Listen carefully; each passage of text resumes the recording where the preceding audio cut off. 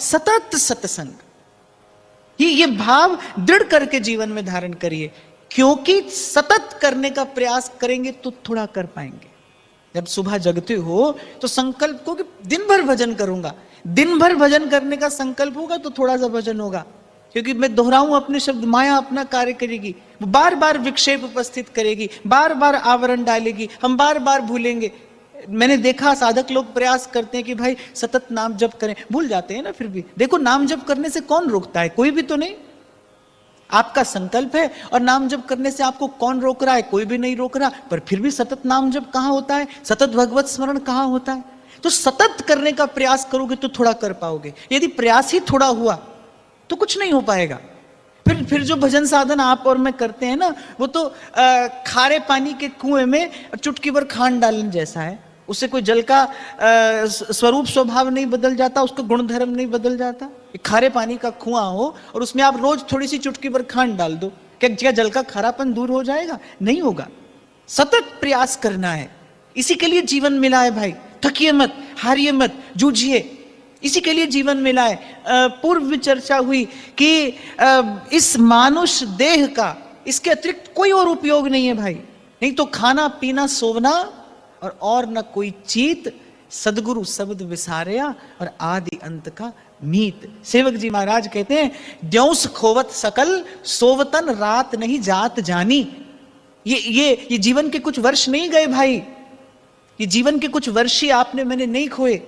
संत कहता है कि हमारी हरि तुम ही सो सुधरेगी, और हम जान गए हैं बहुत जन्म हम जन्म बिगाड़े और अब हूं बिगड़ पड़ेगी। ये केवल इसी जन्म की और इसी जीवन की बात नहीं है भाई। हमने अनेक अनेक जन्मों से ये जीवन खोया है। जाने कितनी बार आपको मुझे ये अवसर मिला होगा और कितनी बार आपने और मैंने बस अनदेखा किया और अवसर हाथ से चला गया। पहचानना होगा भाई, जागना होगा। इसलिए कल आपको मैंने कहा था कि सबल दुर्बल ये तो प्रारब्ध की बात है, पर सजग होना है आपको मुझे। साधक सबल और दुर्बल नहीं होता, साधक तो सजग होता है। देह दुर्बल है कि सबल है, सुंदर है कि कुरूप है, आप किसी भली परिस्थिति में है या किसी प्रतिकूल परिस्थिति में है, हानि लाभ जीवन मरण जस अपजस विधि हाथ, ये आपके मेरे नियंत्रण में नहीं है। पर सजग आपको और मुझे रहना है। अगर जीव कुछ भी कर पाने योग्य ना हो तो फिर जीव में और पशु में भेद क्या है? और फिर एक और बात, उस दिन भी मैंने आपसे कहा था कि आप विचार नहीं करोगे तो क्या पेड़ पौधे करेंगे? क्या पशु पंछी विचार करेंगे? क्या भूत प्रेत विचार करेंगे? कौन करेगा? मनुष्य ही तो है जिसको प्रभु ने विचार करने योग्य बनाया है, जिसको आत्म कल्याण के योग्य बनाया है। भगवान कहते सब मम प्रिय, सब मेरे द्वारा उत्पन्न हैं, उद्भूत हैं, सब पर मेरी बराबर कृपा है, फिर भी मनुष्य मुझे प्रिय है। इसे मैंने अपना सा रूप देकर भेजा है, इसे मैंने अपना सा गुण धर्म देकर भेजा है। ये मुझसा हो सकता है, कल्याण के योग्य बनाया है। भगवान कहते सब मम प्रिय, सब मेरे द्वारा उत्पन्न हैं, उद्भूत हैं, सब पर मेरी बराबर कृपा है, फिर भी मनुष्य मुझे प्रिय है।